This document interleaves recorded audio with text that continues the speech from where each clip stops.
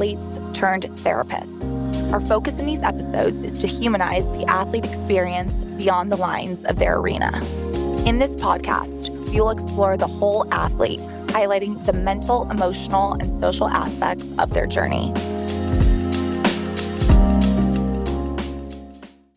My name is Derick Boyd. I'm here with Jonathon Dues, who started a project over at, it's called Swish House. Very excited to have him on today and talk to him about some of the things that he has going on at Swish House, and also how his mission collides with our mission here at Millennium Counseling Center, merging sports and mental health. So I'm going to pass it to Jonathon Dues, and I'm going to let him introduce himself. And then from there, we could talk about like how you got your mission and your purpose started over at Swish House. Sure. Again, my name is Jonathon Dues. I'm one of the original co-founder of Swish House, which is a basketball fitness community for adults that's headquartered here in Chicago, started here in Chicago, and has since expanded to New York and then next into the state of North Carolina.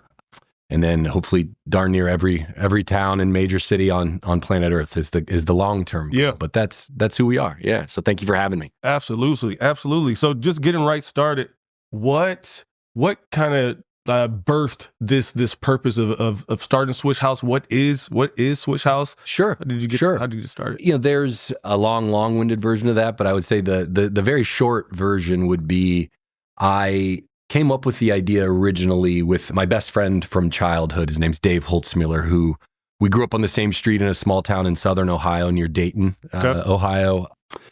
Just basketball and football country down in that area, and grew up in just a small rural community where I ended up being a pretty good high school hooper, and then was fortunate enough to play in college at Hillsdale College in Michigan.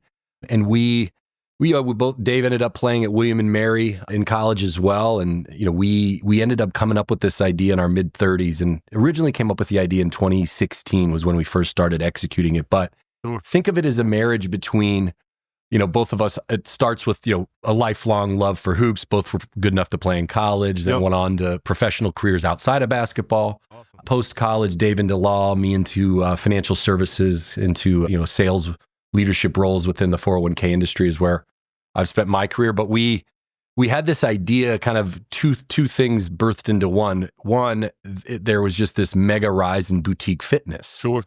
There's also a rise in, when I say boutique fitness specifically, I mean CrossFit, Orange Theory, Soul Cycle, all the various, there's Title Boxing, there's Row House. I mean, there's darn near everything for everybody, but there didn't really exist anything for call it the broad basketball community other than just adult leagues. Yeah, really, that's all that exists. Right. And here and there are pickup games, but there's just not a way to kind of really, truly, deeply connect the broader basketball community through health and wellness. And then I always kind of explain the business in a secondary part that we thought there was a gap in basketball. And then we also thought the really cool and interesting piece of this could be in the same genre as kind of the asset light nature of Airbnb and Uber, these incredibly massive, scalable organizations that don't own their own assets. They don't own their own real estate. Airbnb is the biggest lodging company on earth, doesn't own any of their own real estate. And, Uber's the biggest transportation company on earth. They don't own any of their own automobiles. Yep. We researched all these businesses, and what we found staggering was you got to be rich to open up any of those things. And the one that we thought was affordable that you could do, normal humans could do, was CrossFit. And it was more of a licensing model. There's certainly gaps in their business model that we're learning from through some of their leaders and others that we know in that community. But we thought the beauty of our business was that we don't have to have the real estate play. There's so many beautiful indoor courts in every city. Some much, much more than others. Some cities are more challenging, like New York, we found. But we kind of figured out, if we can crack New York and Chicago and figuring out how to execute this in two major densely populated cities, we feel, and we know based on our network, there's beautiful courts everywhere that can be activated. Wow. And keep that overhead down for any of the local business owners. That's what we wanted to do, is to create impact, not just to help people get healthier and happier, but then to create kind of affordable and really meaningful, business ownership careers for the people that open up different markets. Because we did the research. You want to open up an Orange Theory, it costs like $250,000. Yeah. Very few people that I know people with money. Yeah. More so than others, just because I work in finance. Like, you have to be wealthy to open up. So we wanted to create impact by like, creating the dream career for somebody. So, and then in a third, kind of impact point, we thought this will be an awesome way to like create impact for the facilities. They can monetize these unused assets in a way long-term that they never have before. Or if we can create mutually beneficial deals between these unused great courts, that would be a good thing. So that's how it was born. So we really started researching it 2015, soft launched kind of an early version of this in 2016. And then it very much became a real business right before the pandemic. Wow. It started taking off in 2019, early 20. We had just secured a couple of angel investors after iterating on the idea kind of as a side hustle between the few of us that we knew had legs. And then it started gaining some steam early pandemic. We actually ended up raising money and doing a capital raise in the middle of the pandemic, which we're pretty proud of. But that's how it was born. I know that's a lot, but it kind of, I always explain it in kind of two startup-y kind of sectors. That kind of boutique fitness, there was a gap. Nothing really existed for hoopers at scale. And then the second was like, hey, there's a really kick-ass angle here to do this and keep costs down for people by activating and not having this mega real estate play that all these other basketball businesses and boutique fitness businesses have, which then can cater to one audience of like high net worth people only. Wow. Yeah. To open businesses. No, it sounds like the way that all the information was important. The way you explained, I'm sitting here, I'm locked in as I'm listening to the way that you went about it. And then what was the response, especially going into, you said you started in 2015. The idea in 15. Oh, the idea. We launched a first version of this, which our mutual friend Gibson Smith knows about. It was the original brand was called Hoops Link, which was a killer name for a mobile app to find pickup games. And then we pivoted. There's a long version of this, but we pivoted in like 2018. We said we're going to pivot and exclusively focus on creating basketball workout classes, and then shifted the name of the business to Swish House. That's a whole long version of that. But we started it formally. Swish House was birthed in 2019. 2019. Yeah, it was when we really kind of put our big boy, big girl pants on and started acting like a real company. Yeah, it was 2019, which we always say was a great time to start an indoor basketball. I was just about to say that. I was just like none of us hanging out with each other in 2019, but you still got it off the ground. So it sounds like it was a good response. It was good. Yeah. So yes and no. I would say it's the simplest idea of all time. It's literally, you did it. It's the most fun basketball workout you could possibly do that has tons. That literally you can be LeBron James. I always say you could be Michael Jordan. I'm a Michael Jordan guy, not a LeBron guy. Oh God. I'm a Mike guy. You could be Mike, or Michael's like out of shape uncle who's 60 and hasn't touched a court in 20 years. Definitely. Both of those people can get through the class at their own pace and have the time of their life and rip 1,000 calories if they go hard. Yeah. Maybe 700, 500 if they're like a smaller person, but it's a group basketball workout experience. You're doing team shooting contests, really fun individual skills and fitness competitions throughout the class. There's a lot of hit stations, skill development components to the class, but mostly it's just these killer cardio team-based shooting contests that keep it super competitive. Yeah. And keep those juices flowing motivationally, but it's super fun. Yeah. The short answer is it has been very well received for the people who have come and tried it. And our numbers are really good. When we get 100 bodies through the door, 60% of them are buy a membership. That's a pretty good hit rate. We want it to be like 80 or 90 because we're lunatics, but like conversion rates and everybody buys a membership because it's so fun. But the harsh reality is it's in our advertising, we feel is really good. Our marketing's really good. It's very clear it's adults. It's very clear that you're not playing a pickup game or some super competitive game. But the concept of a basketball fitness class is simple as it is. You did it. It ain't rocket science what we're doing now. There's an NBA sports performance director and a whole bunch of ex-pro college players built that and spent years developing it to be able to have the credibility for the elite players. If they do it down to like the total novice, they have a lovely time. Like it really took us a long time to create that, but it's just a new concept. Absolutely. So it hasn't, I wouldn't say like fully, use the Malcolm Gladwell tipping point. Like the whole world hasn't like found out about this yet and people are flocking to it. And people think often that this is a company that's totally blown the doors off. We haven't yet. Yeah. Sort of in New York, that's happening. In Chicago, it's been a a different ride the last couple of years, but it's really, really been well received for those who have tried it, but it has not. We're still perfecting how to get the word out. We are exceedingly confident in the product. I don't think that the product at this stage could be much better. I do think it can always get better and better iterations and versions of this, but that I think we can continue to get better, but it's been really well received. Yeah.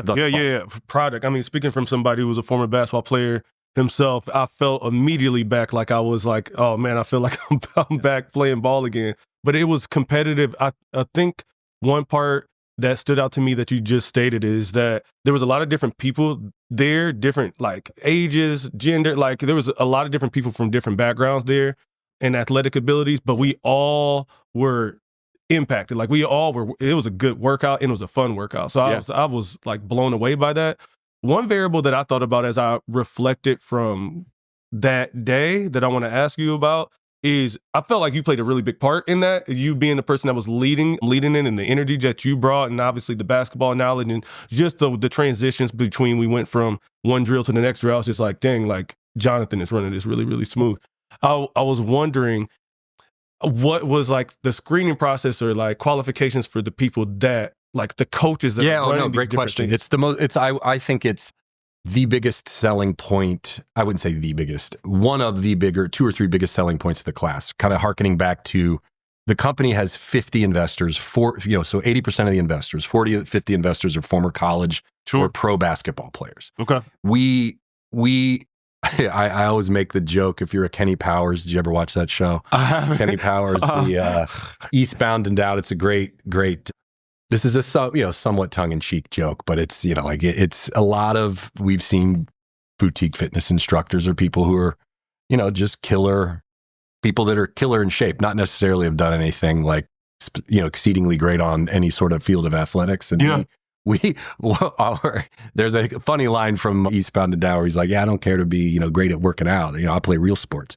All of our coaches have either played or coached post high school. It's a requirement.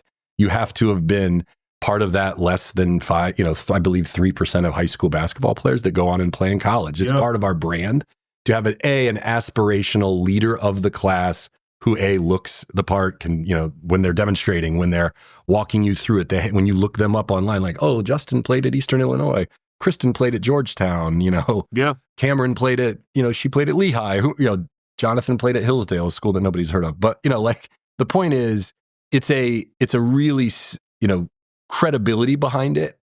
And we think that is such an important piece of this. Like that there's somebody that is really an accomplished athlete that's on the court that's leading these people. Because again, most of our players, of our members, which we think so cool, are not elite basketball players. They're people that, a lot of people that maybe didn't even go out for their high school team, but love the Bulls or the Lakers growing up and just know more about the NBA than I do. And I was a 4-year collegiate hooper, right? Yeah, right, it's like, right. And whatever. So like, we make that gal who's literally never set foot on a basketball court and came with her friends. We train the hell out of our coaches who are already like the farthest end of the spectrum experts on basketball. We take these like expert hoopers who are already junkies in the definition gym rats. And then we basically turn them into like miniature Trent Salo, who is our, the Charlotte Hornets director of sports performance, leads all the player health and performance for an NBA team. He's the guy that built the class and all the scientific components of the class. A lot of us built in the fun sizzle components with drills and stuff that we add in to keep it fun. But it really comes down to how we treat people. Absolutely. Like we train the hell out of our coaches. I think that's even more important to be like, when somebody comes in and they're clearly 30 or 40 pounds overweight or are quiet and don't have it, maybe are there for the first time, treat that trial member like she's Diana Taurasi or he's Michael Jordan, the greatest, make them feel welcome. The thing I'm really, really proudest of is we've been told by perfect strangers, not somebody we like paid, who have told me proactively, like we're the most inclusive of all the boutique fitness. And again, I poke light fun at these organizations because we're all friends in the fitness community. But some of these cats are a bit too intense at, some of these boot camp places where like people are getting yelled at. And people have been made to feel like really insecure when they go to some of these places. Absolutely. It's a lot of like really sexy hot people that they're like, I've gone to some of these places where dudes are doing this shit with their shirts off. Yeah. And I'm like, okay, all right, nobody's doing that at Swish House. Yeah, right. I don't even look that bad for a 43-year-old. I look decent. Yeah. But like, not good. Yeah. But like decent. But like, that's the whole point is like, it's super, and basketball, as you know, as a hooper, like it's the most exclusive. Yeah. Of probably other than gymnastics, because my daughter's a gymnast and that's like the freakiest, like, athleticism. But like, it's a very exclusive, call it sport for people who are from an athleticism standpoint, but we've made the class really inclusive that I genuinely think like we could yank 15 people off the streets and I could execute a class with them, and every one of our coaches could too. That's how well we train them, I believe. Because that happens to me. Like I'll host a class and somebody will be in there and be like, this dude is like, I can't believe he came. Yeah. He's literally never played basketball and hasn't hit the rim yet, but that dude had a great time. That I think is really cool. And again, it's a big piece of this. Well, speaking from somebody that's been there, I think it might sound small, but when I came in, I was about 5 minutes late, but immediately, like just being greeted and just being like, hey, what's your name? Just the personal part of it, right? Yeah. Like treating me like I'm a person.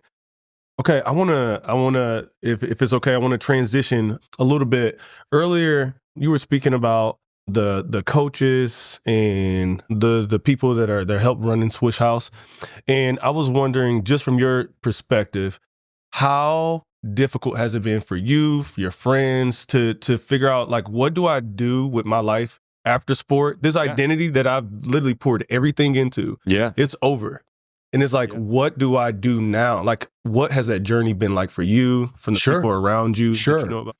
Yeah, man, there's a lot to say on that. I would say, to me, the two biggest, the coolest impact sides of this business to me are first and foremost, I think every darn health and wellness company, like boutique fitness, is always focusing on kind of the physical output, getting your heart healthier and, your body healthier so you can live longer and all that. I think, no question, like we're a fitness company, like, and we all are, one of our taglines is there's no better shape than basketball shape. Absolutely. A lot of people, anybody that's hooped before would agree that that's the peak physical condition of most types of athletes, is being in basketball shape because of the cardio strength, all the different aspects of the game that you have to be in peak physical shape. But I think the prime, and I think about this more than anybody because of my own mental health struggles, but I genuinely believe the number one differentiator and biggest value prop of Swish House are the mental health benefits of it. There's no question if you come to 3-4 Swish House classes a week and eat decent, you will get in shape. But the mental health benefits that basketball, more than most sports, brings is the community and the genuine relationships that it facilitates, because it's a sport and it's a class. In our classes, there's communication. True. You talk to each other. You talk smack to each other. It's fun, healthy competition. The coaches know your name. So like it's the ultimate team sport. I mean, there's a bunch of lovely, great team sports. We're obviously biased, but the mental health benefits of this, the community, the loneliness problem solving that we bring, where you're welcomed into a team, whether you come for 1 hour a week or 5. Absolutely. You get put on a little squad at least for 1 hour and people love you, whether you suck or you're good. Like, absolutely, you're getting built up at Swish House. So I think it's the community and the just natural nostalgic therapy that basketball brings people. I can speak to that all day, every day. Yeah. And it's just the mental health benefits of this. That would be number one. Yep. Number two is something that I learned the hard way myself. Sure. And then I've learned just from so many brilliant ex-pro college hoopers that I've befriended through this company, that is the massive mental health problems. That's, I know, a lot of work that you personally do, you guys are doing here at Millennium, is every serious hooper that I've met has dealt with some transitional issue, and a lot of it has happened it's often right when a career ends. In hindsight, I went through that in a god-awful way in 2003, 2004 when I graduated, moved here, and I was good enough to play professionally overseas in some of the lower level European leagues. I wasn't good enough to make big boy money. Sure. And I made that tough decision. Like, do I pursue this overseas career when I've heard it can be wishy-washy for dudes at my level, a 6'1", scoring guard? There's a lot of cats like that. Yep. There's not a lot of 6'9" wings, Yeah, right. They were not looking for as many guys like me. So I moved to Chicago and lost so much of my, I only had a couple friends here. Yeah. I had to make new friends. I had to find my hoops community here. A lot of the guys I ended up hooping with in my, years right out of college they're now Swish House investors and board members. A lot of those guys I'm still involved with, but like there's a mega depression problem with ex-athletes when their careers end. Yeah. I felt it at multiple points throughout my adult life. And that to me is like the second mega impact I think that we provide is it is a lifestyle, meaningful, full or part-time career we can provide people. Like that demo of ex-college pro hoopers and coaches. Yeah. That's a whole other ball of wax of like, because of the mega shifts in basketball and college sports specifically, I think there's going to be more and more people get out of traditional college coaching just because it's become pro coaching now. Yeah. With name, image, and likeness. And it's just a different weird business now than it used to be.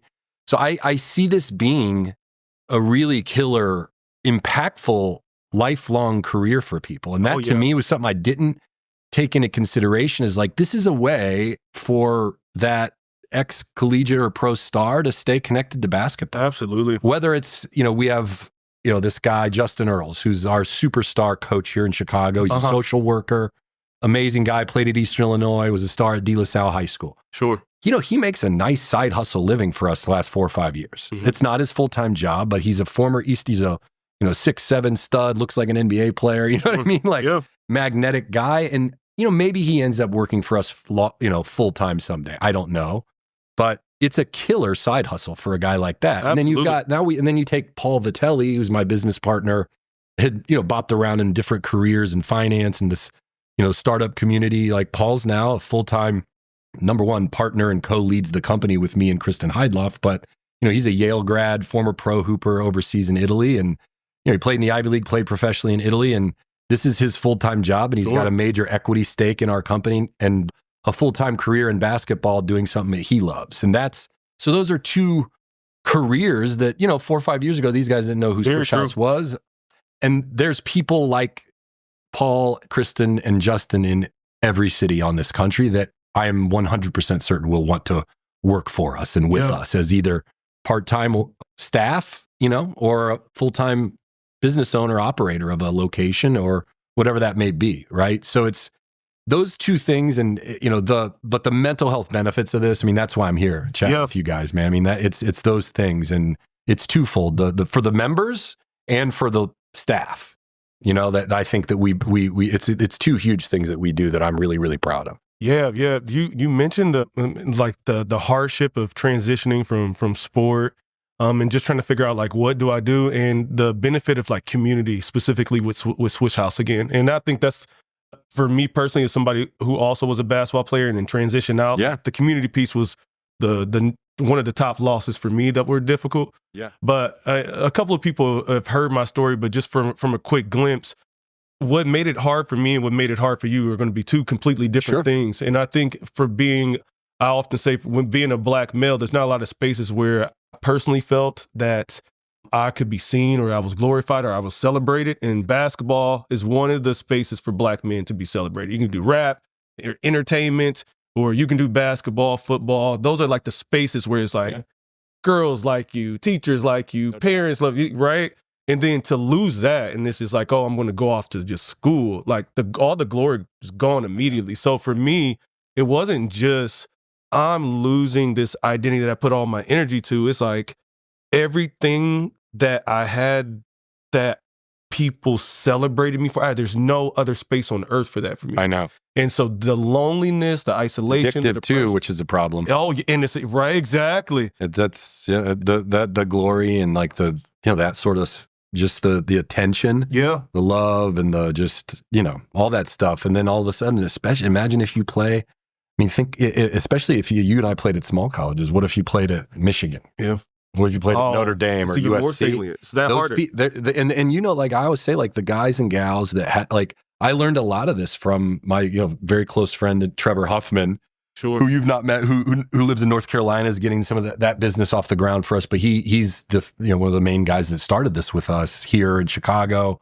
He was a best player that I played against in college. We played against each other twice. He played at Kent State. He was the all-time leading scorer there. And he was one of those men, like many, that are a notch below being an NBA player, who had a 13-year professional career overseas in several different countries. And like he's also just a super bright guy, really into writing, entrepreneur, his own different businesses throughout his pro career. He started a kids training and camp business back at Michigan in the off seasons that he still has going, from 15, 20 years ago when he started it as a pro athlete and back in Michigan where he's from. And I'll never forget just like learning from him. He's like, basically, here's how I explain it, is the steep cliff kind of depression that I went through in 2003 when I graduated from Hillsdale College and was a star for 4 years there and a nice Division II career. Trevor had a 14-year pro career and came back to the States. And he's just like, man, I have no idea. And this is a really bright guy with a degree who comes from a lovely family, and his brother played in the Ivy League. His other brother played college as well at a great school. Like they like, lovely family, lovely community, and he was still like, man, I have no idea what I want to do next. He could have done a multitude of things. He's a talented guy, but it's a steep cliff for those cats because they're not often rich when they come back. An NBA player, when you got $100 million in the bank, like you can be selective. Right. If you have a couple million in the bank or a couple $100,000 in the bank, like some of these men and women do, like you have to keep working. Absolutely. And then the WNBA players, that's the even crazier, trippier thing, is what women are facing. And these Hall of Famers that are still going to literally have to get jobs. Yeah. After their 10-year WNBA careers, that makes no sense to me. Yep. And that obviously is a whole other podcast figuring that out, obviously. And but there's so much issues. I mean, what women face after they graduate, the sexism. Absolutely. I've learned from Kristen, who I run the business with Paul and me here. Kristen was a 4-year starter at Georgetown's in the Illinois High School Basketball Hall of Fame. She could show up to East Bank Club here, and these dorks at East Bank Club who maybe didn't make their high school team won't let her won't pass her the ball. Wow.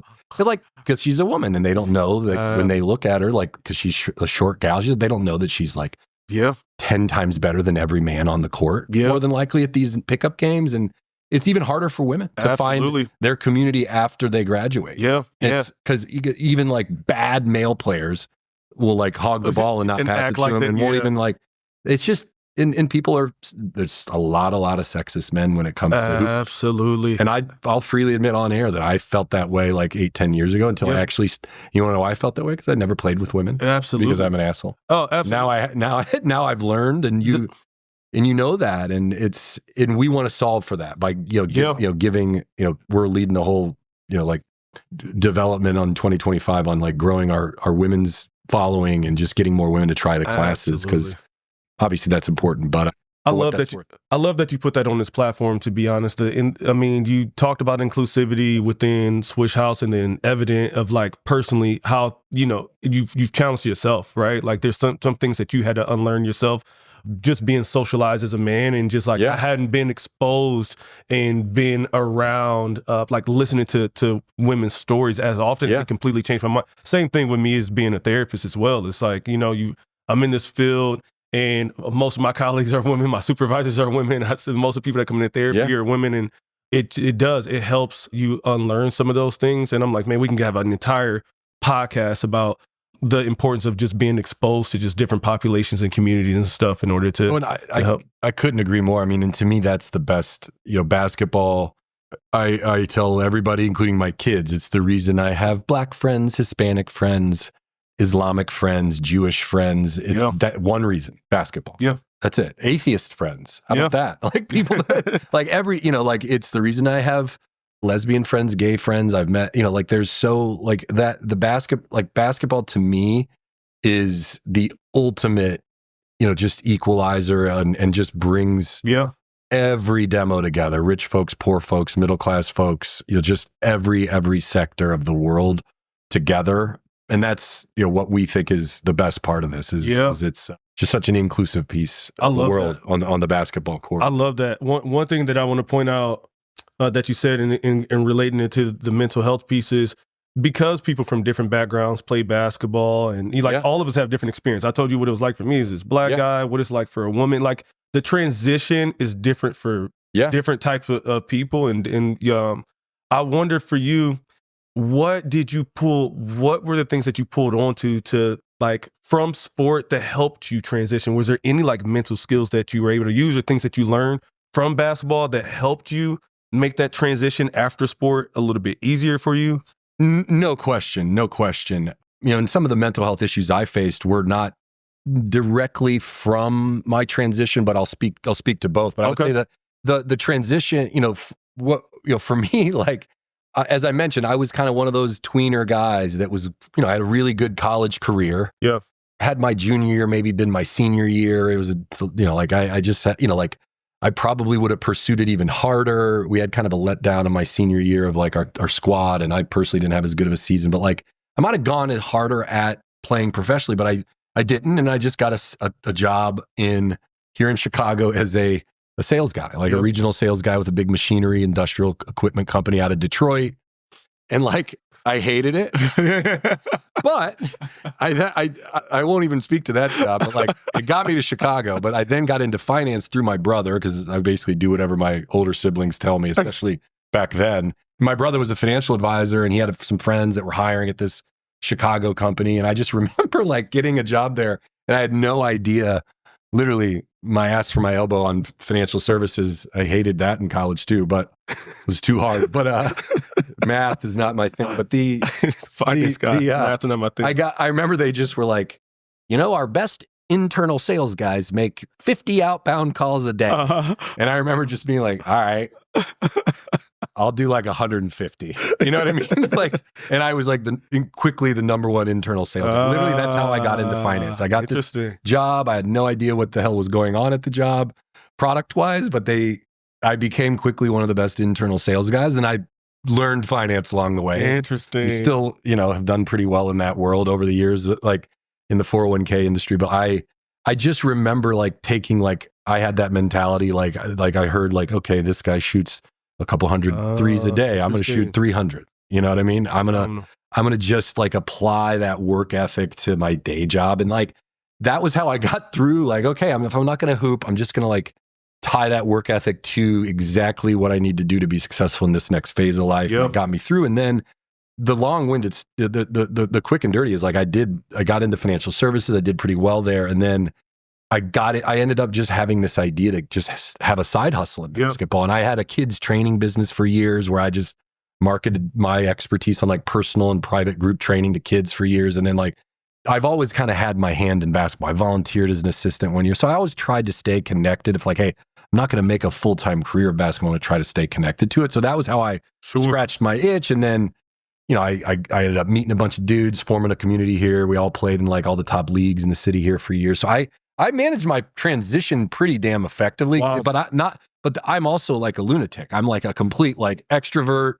I'll get, I'll go find gyms to rent myself to bring my buddies together to play. Like we would do all that stuff. We had like a real squad that I like ran for years here in Chicago of ex-pro college players. I'm, a community builder and extrovert, but if you're not that way, that's why a lot of people kind of lose a step or stop playing is they don't know where to go. Yep. So that was again why we had come up with Swish House. But so I just applied my like basketball work ethic. I wasn't I didn't have this incredible basketball IQ, but I was one of those kids that just like I outworked everybody when no one was looking. Absolutely. And so I got every ounce out of my athletic abilities as a 6'1", not that fast or crazy athletic guy.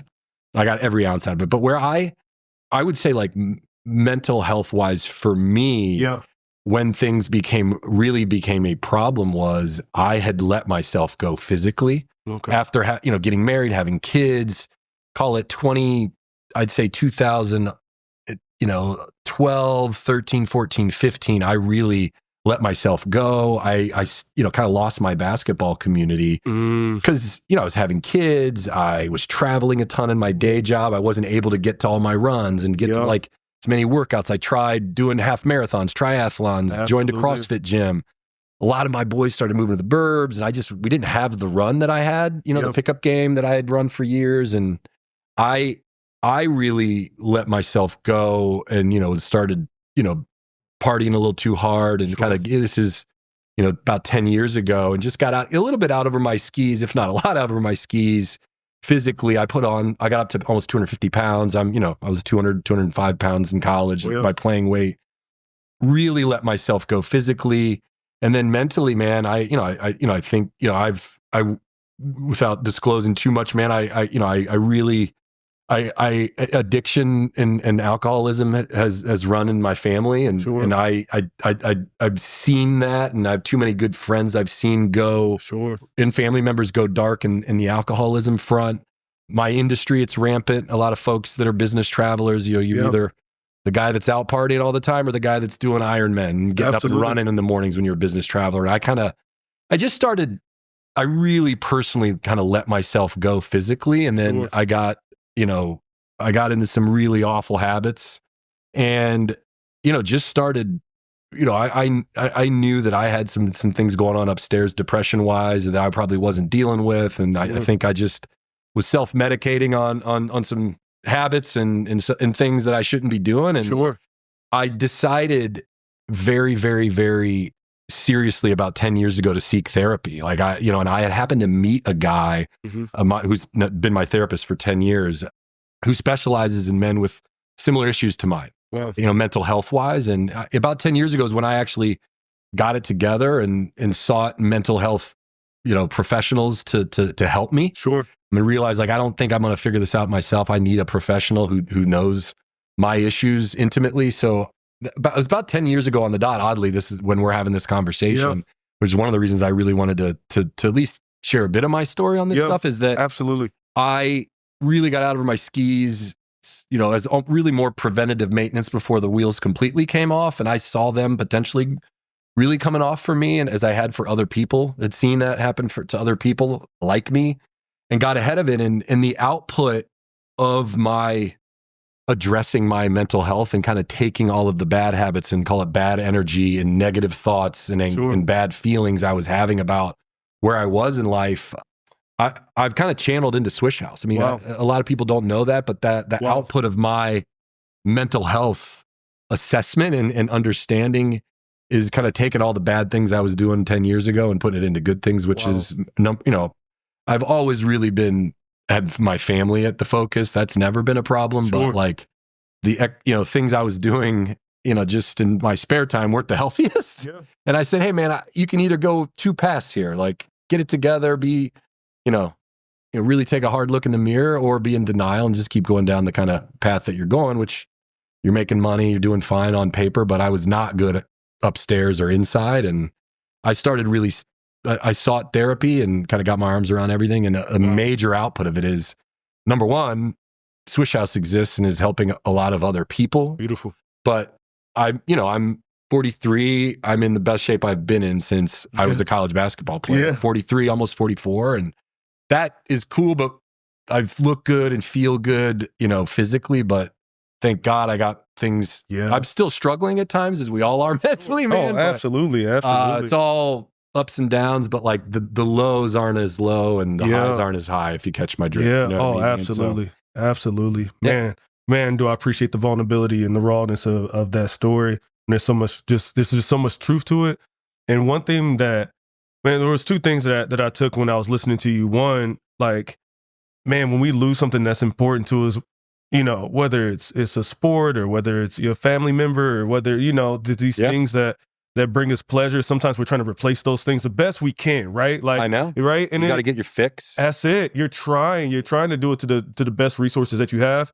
But one of the things that you took from sport that I thought was pretty dope, you talked about this competitive edge, but your ability to reframe in adversity. When you were working at a job that you hated, that you couldn't stand, you took it and it's I don't like this, and I have to figure out some way to trick my brain into making it as familiar as a place where I was successful, like the court. So let me make this a competition and switching how to figure out how to produce in it. And you produce. And even when you had adversity in life, I thought it was pretty dope for you to be I don't like this. I don't like where I'm at. How do I reframe in my brain and then put all this output into something that I actually enjoy? And it completely changed my life. So that was the dopest part for me as I'm listening to your story. No, dude, I appreciate you saying that because it's so genuine. I mean, it's, I credit my boy Trevor Huffman too, who started Swish House with me, and that he, really was going through his own thing too. Is that, kind of at a different time, in a different life. He was a single guy, late 30s. I was married guy, late 30s. He had just finished up a pro career. I was kind of just thriving in a current career. If anything, I wasn't struggling. It was just more like, let's build this together. And I think it'll not just help people get healthier physically, but more importantly, mentally. But then you take that even further. It'll give a lot of men and women like me and him and Kristen and all these other, men and women that helped us start the company, like something to scratch that itch, whether it's like a full-time career or even just as a side hustle, or even if just like, hey, you know what? I bought a 10-pack of Swish House classes and I'm going to go get on a court, see the ball go through the net. Yeah. Hear the ball bounce and smell a gym. Like that can just make, like, you think about what the work you guys do with some people that are really, really struggling with major, major problems, mental health and addiction. Yeah. I am an armchair expert on addiction. In no way am I acting like I am in your guys' realm on this, but the correlation between freaky athletes and successful athletes and them becoming addicts, I know has to be a scary number, because like, that's just like what you just said, like, oh, somebody's got to get a fix. Yeah. Like somebody's got to get a high off of, like, oh, I just, having, can you imagine like playing college football at like Texas and then just like going and selling insurance 2 years later? Yeah. And a lot of people dream of making hundreds of thousands of dollars selling insurance, but not if you've been a wideout at Texas or like a shooting guard at like, freaking Michigan State. And then if you don't make the league or you're not a pro, like the steep drop off of where you're getting that like love and attention and fix, like that, 1,000%. that kind of thing, I just know in my heart of hearts is the biggest differentiator of what we do. Is like I was having a horrible day, like, about a month ago, I was in San Diego. I was telling a buddy of this the other day, and like it is what I went through that morning. And I'll tell you the anecdote, man, and it I think is an interesting like play on who we are at Swish House. But like when I get tripped out and things go sideways for me, I don't sleep. And I know that happens for a lot of people with depression, anxiety, all the stuff that they're dealing with. I don't sleep. Yep. And like my brother has the same problems. Other people I know in my family, it's just like you can't turn your brains off. It's tough. And like I was a basket case and I was in San Diego and I was like, God damn it, I'm going to go for a run, I guess, and do something. I'm not sleeping. And I went for a run. I went for a run for like 3 minutes and I stumbled onto like the most beautiful like outdoor basketball court. Yeah. I went in the building. I was like, you guys got any basketballs? I grabbed the ball. And it happened to be attached to the hotel I was at, but it was kind of off. It was just this Marriott in San Diego. And I grabbed the ball, and I put my headphones in, and I was like, I ran up and down this sexy basketball outdoor court until I made 100 3-pointers, which took like 45 minutes to an hour, something like that. I'm a pretty good shooter. I can see that because I was like, there's no way. There's no way. Like it changed my whole like month. That set in it because the ideas that came flowing. I filmed actually like the last 5 minutes of me making my last five. Wow. I'm sorry, the last not 5 minutes of me making my last 5 shots because I've been developing like a social media post about it. Sometimes it takes me like a month to write something, but like it captured exactly the brand. To me, it's just like I was ready to like. Yeah. Wow. I stumbled onto a court by myself, threw my headphones in, made 100 3-pointers, and like had the greatest day ever the rest of the day. Wow. And I know that's like simple and that happens for everybody, a lot of people every day. But like the real story there is I just did that by myself. Yeah. Swish House does that on like horse steroids because there's at minimum 15 other cats are going to be in the gym that like welcome you with a smile, whether you're there for the first time like you were the other day or like you're a monthly subscriber to Swish House, you come 5 days a week. But like that to me is like the mental health benefits of like just me finding a court, thank God, that day. And it totally shifted my entire like mindset that not just affected me that day, but there's like 2 or 3 things. Like we've actually approached that hotel about it becoming a Swish House location in San Diego. Because we have a big investor who lives in San Diego and wants to get San Diego going. He'd been to that court. Get out of here. Like there's just, it's going, and then there's, do you know how many other Marriotts have basketball courts around the globe? A ton. I know that because it's all I stay at. I travel at Marriotts. And like, it's just an interest. I think that to me is the essence of our brand is like, my vision for this is long-term. Like you're on a business trip and you're having a rough day. Like you'll be able to catch a Swish House class. Yeah. Or it's like, you just find a court, find other humans and see the ball go through the net. That changes. Do you know this to any hooper? That just seeing that, if like that, my coach used to say that in college, just like, dudes, you just like stop shooting threes. Just maybe go make a layup. Yeah. Get to the rim. Got to see the ball go through the net. Watch it go in. Exactly. And it'll change your life. Stop your 3-point shots off. Maybe just like get to the rack and like make a layup. Yeah. And you can take that mentality and like apply it to everything we do. And that's like the ultimate, like, I think, calming force of that like therapeutic nature that basketball brings. You're so right, man. What a mic drop moment. What a testimony and a story of your personal. Like again, this is a microcosm of. It was 1 month ago. Like but of what Swish House is on steroids. And like I said, I can definitely speak just from me personally experiencing it myself. And I just thought, man, you did such a great job of capturing that story of what it did to you just in this moment of totally what it's true. Like. Like, wait, this has a basketball court here. Who knew? If I had known that, maybe I would have slept last night. Yeah, you know what I mean? Yeah. I didn't know that until I woke up and like stumbled on this court. But you know, I've been telling Gibson about this, but I've been writing. That's why I was like showed up here with bells on, because I've been writing because I get, you know, mental health is very personal. It's just kind of like, what do you share? Yeah. That some people will get and some people might be too weird, you know what I mean? Because I don't try to get into too craziness of what I've dealt with personally, but like it's personal. But if you can help people, like it's taken me a month to write it, but actually just coming here has helped, because I've only done a couple things like that over the years where like I'll do something very vulnerable, or like I'll write something of something I've gone through that hopefully will help somebody. Not that I'm famous or anybody really cares about what I have to say, but if you can help one or two people, man, that to me that's all that matters. Because I know other people like show up to Swish House because like they're having a hard time. Yeah. And this is it's an outlet for him. Absolutely. No, beautifully said. And just being able to wrap up here, I mean, I can go all day and talk about this. Anything when we talk about basketball, I can talk about basketball all day. Man, yeah. But there was a part right at the end as we're getting to wrap up, you were talking about just like people subscribing to Swish House. Before we go, if you can tell us like, how do you get started with Swish House, or do you have an Instagram? Like, do you have a social media? Like, or how do all of it? Somebody wants to get started. Well, thank you for asking, man. No, we currently have operations, like full scale operations in Chicago and New York. In Chicago, we are currently operating in the city. In the, we call it the West Central Association, is the technical chamber of commerce, but it's Fulton Market, West Loop, University Village. That pocket is where we operate all of our classes, primarily out of the Bennett Day School in the city, which is at Grand and Morgan.